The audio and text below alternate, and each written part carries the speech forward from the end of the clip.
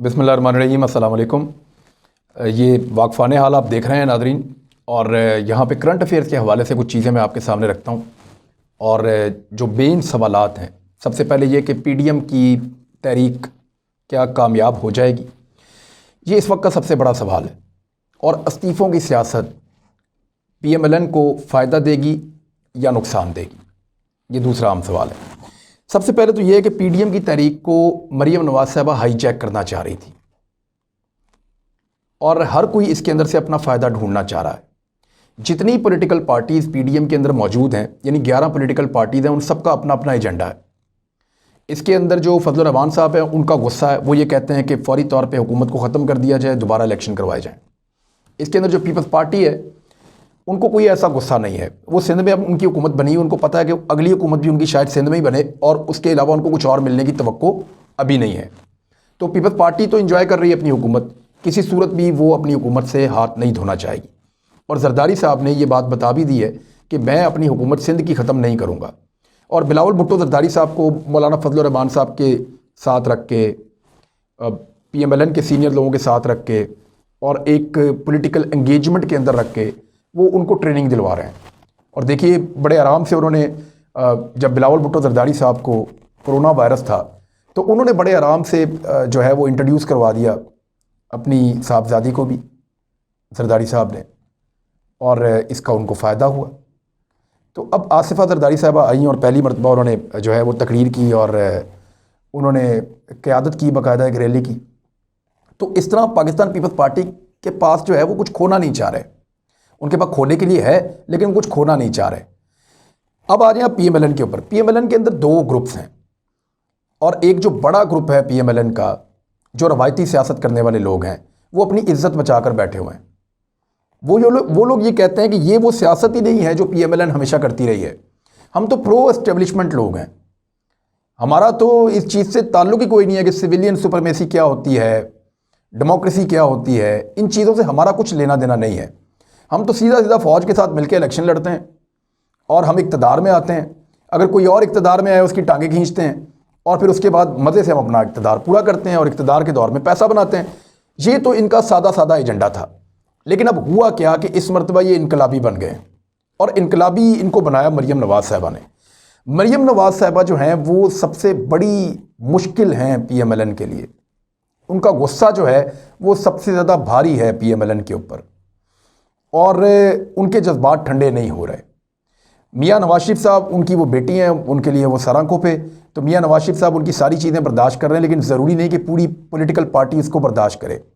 आने वाले दिनों में ऐसा लगता है कि मरीम नवाज साहबा की जो ग्रिप है वो पार्टी के ऊपर से ढीली पड़ जाएगी, और शहबाज शरीफ साहब की गिरफ्तारी का इस वक्त वो फ़ायदा उठा रही हैं।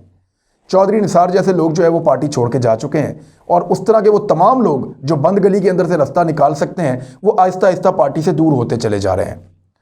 अब बड़ा मरहला ये है कि पीएमएलएन इस्तीफ़े मांगेगी अपनी जमात से, एमएनएस से और एमपीएस से। एमएनएस और एमपीएस ला के इस्तीफ़े जमा किसको करवाएंगे? कुछ लोग कह रहे हैं हम शहबाज शरीफ को देना चाहते हैं, अगर इजलास होगा शहबाज शरीफ साहब आएंगे, उनको ला के इस्तीफ़े जमा करवा देंगे। कुछ लोग नवाज शरीफ साहब को देना चाहते हैं, नवाज शरीफ साहब तो बीमार हैं, बाहर है, लंदन में है। कुछ लोग मरीम नवाज साहबा को भी इस्तीफ़े जमा करवाएंगे, जो मरीम नवाज साहबा का ग्रुप एक पार्टी में बना हुआ है। और कुछ लोग इस बात के हामी ही नहीं हैं कि इस्तीफ़े जमा करवाए जाए। हम इलेक्शन लड़के आए हैं, हमने पब्लिक से वोट लिया है, इतनी मुश्किल से हम इलेक्शन जीते हैं, आप हमारी सीट जो है वो कुर्बान कर रहे हैं। एतजाद अहसन साहब ने बड़ा क्लियरली कहा कि अगर आप 172 बंदों के इस्तीफ़े नहीं दिलवा सकते तो इस्तीफ़े देने का फ़ायदा कोई नहीं। पीपल्स पार्टी इस्तीफ़े देगी नहीं। मौलाना फजलुर रहमान साहब के लोगों ने कहा कि जब तक पीएमएलएन और पीपल्स पार्टी दोनों ना दें, हम भी नहीं देंगे। और पीएमएलएन के अंदर एक डिवाइड है इस्तीफ़े देने के मामले के ऊपर, और अगर सारों के सारों ने अपनी क़यादत को इस्तीफ़े दे भी दिए, तो फिर ये मामला चला जाएगा स्पीकर कौमी असम्बली के पास, या सूबाई असम्बलियों के जो स्पीकर हैं उनके पास चला जाएगा, और वो इस मामले को सुनना शुरू करेंगे। पर्सनल हेयरिंग, एक एक करके बुलाएंगे, एक एक करके पूछेंगे, एक एक करके जवाब लेंगे, चाय पिलाएंगे, बिस्किट खिलाएंगे, और फिर टाइम गेन करेंगे। तो ये स्पीकर जो है वो उसकी सवाबदीद है किसका इस्तीफ़ा जो है मंजूर करे और किसका ना करे। तो इस्तीफ़ों वाला मामला अभी बहुत लंबा लगता है, बहुत देर तक चलेगा, ये फौरी तौर पे हल होने वाला नहीं है।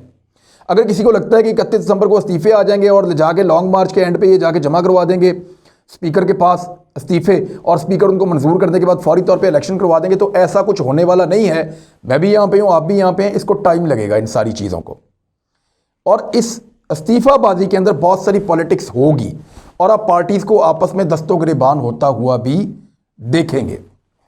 ये तहरीक जो है ये हुकूमत को ऐसा नहीं लगता कि गिरा पाएगी, जब तक कि इस तहरीक के नतीजे में लाखों लोग इस्लामाबाद ना पहुँच जाएँ, जब तक मौलाना फजल रहमान साहब अपने मदारस के बहुत बड़ी तादाद में तलबा को लेकर इस्लामाबाद ना आ जाएं, और जब तक कि हालात को इस नौयत तक ख़राब ना कर दिया जाए कि पाकिस्तान के इदारे, कौमी सलामती के इदारे और पाकिस्तान की हुकूमत बिल्कुल दीवार के साथ लग जाए और मफलूज हो जाए, तब तक तो इस तहरीक का कोई नतीजा निकलता नज़र नहीं आ रहा। लेकिन क्या ये तहरीक इस नहज तक पहुँच सकती है? इस सवाल का सबसे बड़ा जवाब ये है कि आपको देखना होगा कि लोगों को इस बात का यकीन है कि ये तहरीक उनके लिए चल रही है। तो इस पर सर्वेज हुए हैं और सर्वेज बड़ा क्लियरली ये कह रहे हैं कि ये तहरीक लोगों के लिए नहीं चल रही। ये तहरीक चल रही है अपने अपने करप्शन के मामलात को बचाने के लिए। फजल रहमान साहब और उनके भाइयों के ऊपर करप्शन के केसेस हैं, उन्होंने बहुत माल बनाया, उनसे जवाब मांगा जा रहा है। जरदारी साहब और उनके लोगों के ऊपर बहुत सारे करप्शन के केसेस हैं, आजकल ज़रा दबे हुए हैं क्योंकि वो भी ब्लैकमेल कर रहे हैं, उन्होंने भी बहुत माल बनाया। PMLN जो है वो आधी मफरूर है, आधी गिरफ्तार है, एक खातून बाहर है, उनके ऊपर भी करप्शन के केसेस हैं, उनके भी मामलात वही हैं। तो लोगों को, मैक्सिमम लोगों को ये लगता है कि शायद ये अपनी अपनी करप्शन के केसेस से बचने के लिए अवामी प्रेशर को इस्तेमाल करते हुए हुकूमत को दबाना चाह रहे हैं। और ऐसे में हुकूमत ये चाहती है कि किसी ना किसी तरह करके सेनेट के इंतखाबात करवा दिए जाएं, क्योंकि सेनेट के इंतखाबात के बाद इमरान खान के पास आ जाएगी सादा अक्सरियत सेनेट में, और फिर उनके पास वो चाबी होगी जिस चाबी को घुमा के वो अपनी इस तरह का कानून बनाएंगे जिस कानून के तहत एहतसाब हो सकता है। पाकिस्तान में जानबूझकर जो लेजिस्लेचर्स हैं वो ऐसा जगह छोड़ देते हैं कानून के अंदर कि जहां से उनकी बचत हो जाती है। लेकिन इमरान खान साहब इस कानून को नहायत सख्त करना चाहते हैं और उसके लिए उनको सादा अक्सरियत चाहिए। कौमी असम्बली में उनके पास है, सेनेट में नहीं है, और वो मार्च में सेनेट के इंतखाबात के बाद उनके पास आ जाएगी। और अगर ये अक्सरियत उनके पास आ जाती है तो फिर वो अपोजिशन के लिए ज़्यादा मुश्किलात पैदा कर सकते हैं। तो मामला सिर्फ सेनेट के इलेक्शन का है, उससे पहले अपोजिशन कामयाब हो सकती है या नहीं, इसका इन्हिसार इसी बात पे है कि पब्लिक उनके बारे में क्या सोचती है। और पब्लिक बड़ी क्लियर है इस बारे में।